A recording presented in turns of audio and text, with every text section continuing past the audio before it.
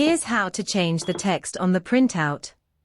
From the main menu, navigate to option 3. Then select option 2. From here, use the arrows to navigate up and down the fields you would like to change.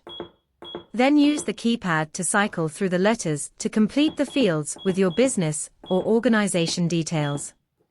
You can add any information here, including business name, address, web address, email or phone numbers. Once you've finished adding the details, click the OK button to save. Once completed, the details you've entered will be included in all future printouts. You can test this by going into a previous test and printing it out.